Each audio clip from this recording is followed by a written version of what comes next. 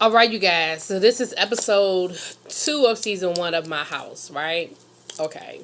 Now we got some shade.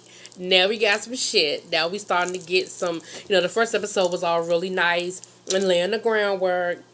But in this episode, we starting to see some personalities, and we're starting to get a little bit of the backstory, and some little jabs are being thrown here and there. So, two corrections I need to make from the first video, and I'm glad that they're back to back like this. The first one, the element of the voguing that I told y'all I couldn't remember, I was just like, it's the stoop, it's the duck walk. And when I saw, I was like, damn it, duh, duck walk, duh. So anyway, the duck walk was the element that I was talking about that I couldn't remember what. And I kept calling that young lady Ebony. Her name is Precious. She's from the House of Ebony. So again, work with me, people. But yeah, so Ebony is the commentator that kind of, and it seems like she's going to be the narrator because they give you a little bit more of her story in this episode. They start off with her, and Ebony talks about how she's been homeless and she's been on the streets, and she didn't really go that detail. She said she's been in the shelter system, so that's as deep as she went into it. But that lets you know, okay, she because she was saying how she did a commercial for Nike, and she said that just that catapulted her into like another stratosphere, and she was like, ever since then, she's been in high demand. She's been getting, she was like, boom, boom, boom. She said, and I'm just not used to it yet. She was like, do I think I deserve it? Yeah. But am I used to it? No. And so I like Precious. I do. I like Precious. I think she's very humble, but I think she knows her talent and knows her worth, and you can do both. So we start off at the House of Vogue, where this isn't for this is Vogue night. And so, just like with the balls, they have the different categories and stuff like that. And Alex is there. So here's where the first little bit of shade sort of gets thrown. So Tati is there, and Tati is with Precious, and they're talking about Alex dancing that night. And Tati is like, yeah, brother was drunk, and he wasn't hitting his marks, and he was missing, she basically was saying he was missing some shit because his ass was drunk. And Precious was like, yeah, he might have been drunk, but even when he messed up, he recovered. And they showed it. Even when he didn't hit the mark he was supposed to hit, boom, boom. You know what I mean? We find out why Tati left House of Mouclair. And she said that basically another female joined the house, and she felt like everybody started pretty much just kissing her ass and kind of left her to the side. Like, she was, I think the lady's name is Tamaya. And she was like, I felt like all of a sudden everybody was all in her face and giving her all the shine and all the attention, and everybody forgot about me. And I felt like I brought a lot to the house, and I felt disrespected. And as the episode goes on, we kind of see that Tati's a little diva.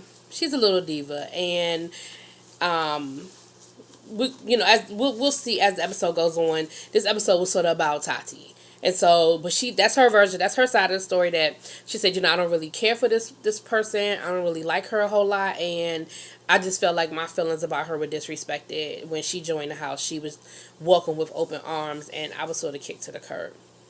Again, I'm not quite sure what the process is of joining a house. Do you just show up and say, can I be with y'all? Is it like a fraternity sorority where you have to pledge and go through a process? Like, I don't know.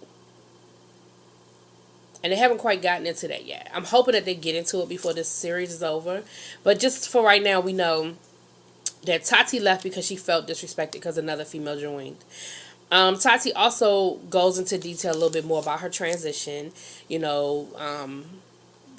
a transgender woman, and she just talks about that this is her journey, and they have this scene with her and a friend walking down the street, and this guy who was hilarious, a little stalkerish, but he rolls up on them and he's like, you a man, right? He was like, you know what though, but you look good. Like, I ain't really gay or nothing, but I will boop boop boop you. Like, he was like, I will knock it out. Like, come on, man. And she was like, I have a boyfriend. He was like, I don't care. Like, that's cool. All right, cool. But like, come on, man, let me hit that. I mean, dude was like he was all up in her face, like followed them down the street and everything. And they were just talking about how when you left the house looking right, because then most of the time guys can't tell. Because I didn't, to me, neither one of them looked like a man. So I ain't know how he knew. Anyway, unless he kind of already knew them, like in the neighborhood, knew who they were. Because neither one of them looked like a man to me. Like if they had walked past me, it wouldn't have, no thought in my mind would have been like, oh, that's a dude. Or, a transgender woman. But it never would have occurred to me. So I don't know how he knew. But anyway, they were just talking about, when you first start going through the transition, you don't know your look yet. You don't know how to do your makeup, your hair. And so they were like, you look crazy. Your body, you start taking the hormones. Your body's not your body anymore. Like new things are going on and you got to get used to it. And so they dug into that a little bit. So you got a little glimpse into that. And then we get a little more information about Jelani. I'm a little worried about Jelani, y'all. Because remember in the last episode, Jelani was saying how he's not feminine, he's not masculine, he just is who he is. And sometimes his mannerisms come off one way and sometimes his mannerisms come off another way. Well, I feel like he is trying to be. He says that he likes to blend in. He said realness, he gave us his definition of realness was how you blend in with heterosexuals. That's the definition of realness that he gave us. And he was saying how, he was like, look, I'm still not fully accepted as gay, and I ain't trying to get hit over the head with a bottle every day. So I'm cool with blending in. I'm cool with people thinking I'm heterosexual. Like I don't need to, you know,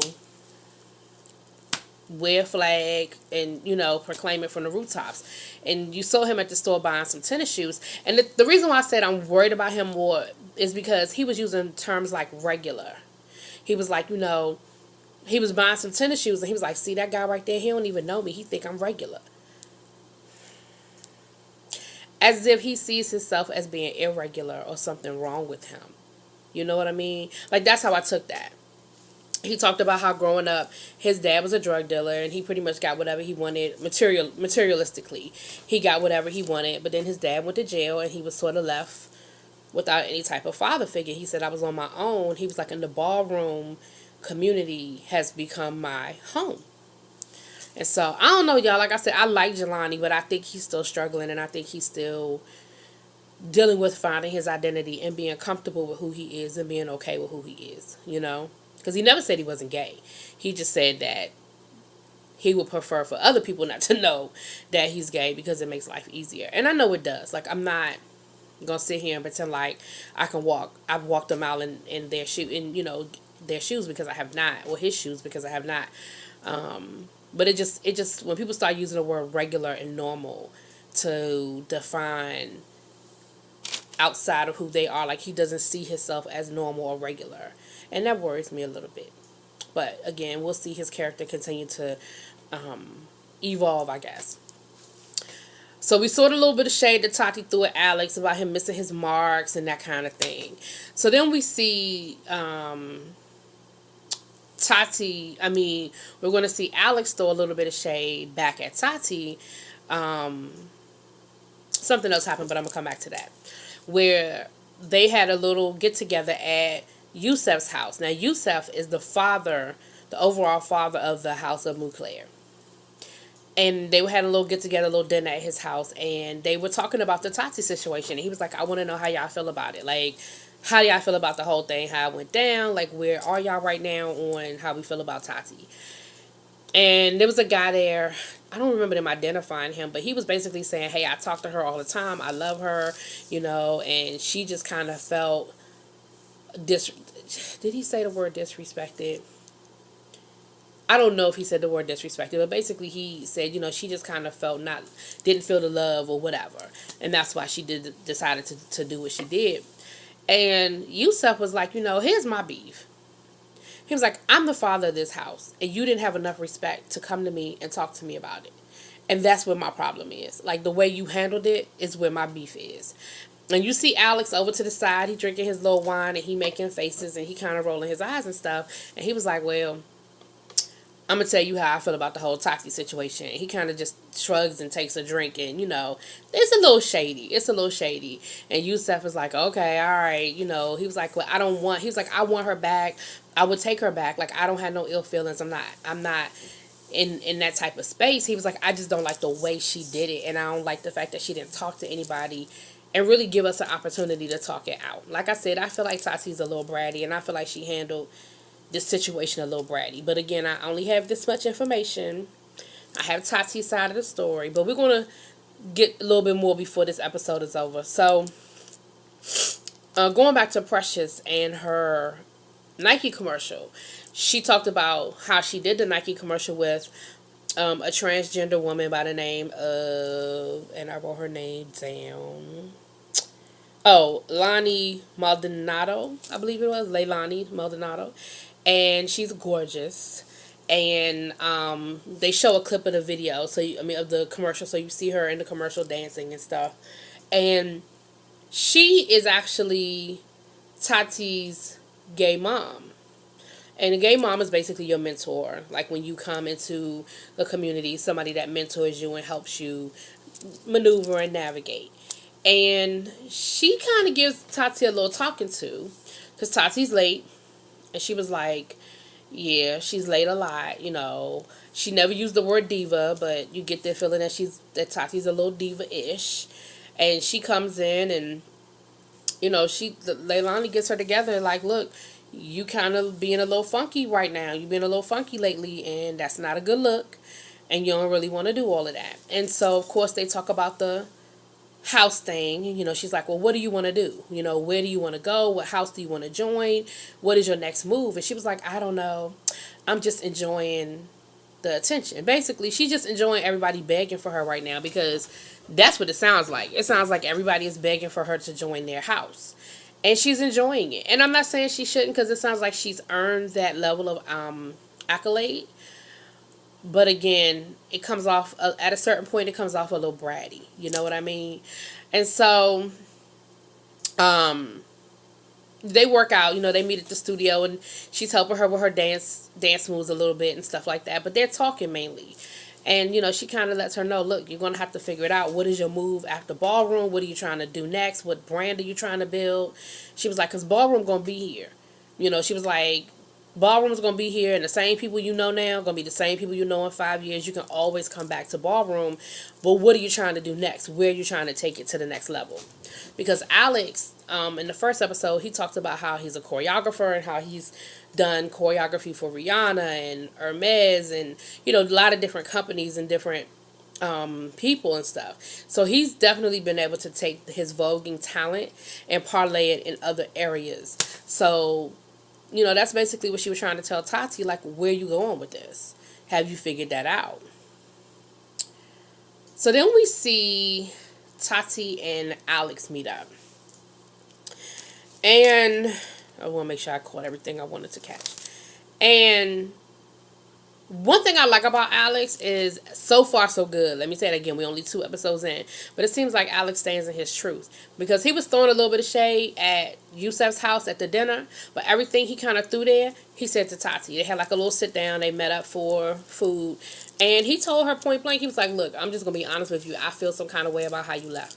Like, I don't like the way I don't like the fact that you left. I don't like how you left. And it left me feeling some kind of way. And I'm really not cool with it. And he was like, so what's up? Like, what happened? You didn't talk to anybody. You didn't tell anybody what was going on. And she said, I felt like you brought in a certain person that y'all know I don't get along with. Y'all know I don't rock with. And y'all didn't seem to care that I don't get along with this person. And y'all brought her in anyway. And so I was just like, I'm out. Because I felt disrespected.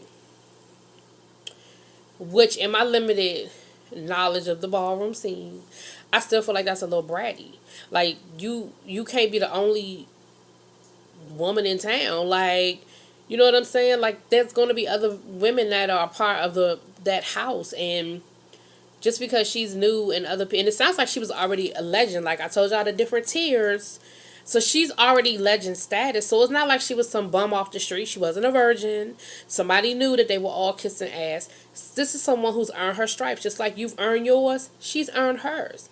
And so the respect, I felt like, was respect that was earned. But what it sounds to me is you just don't like this chick, and you didn't like the fact that they brought her in, and they were loving up on her. That's what it sounds like to me. And you took your toys and went home, and just like Alex said, your ass turned into a little brat. You took your toys and went home. And that's what it sounds like to me. And again, we'll see as it rolls on. But like I said, I respect the fact that Alex said it. Like, he ain't hold nothing back. He wasn't disrespectful. Again, this episode was giving me more reality because we started to get a little drama, a little backstory, a little shade. But it wasn't giving me that throwing drinks reality. You know what I'm saying? Like, they had a nice dinner.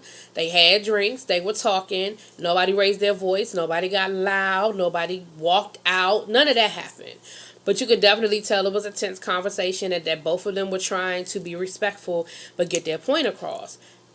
And what Tati said back to Alex basically was, well, I'm just enjoying being a free agent. And that's why I said she's liking this shit. She's liking the attention. She's liking everybody kissing her ass right now, because she had made a comment earlier on that, yeah, these houses are on her body like Johnson and Johnson. And I was like, yeah, you're loving this shit.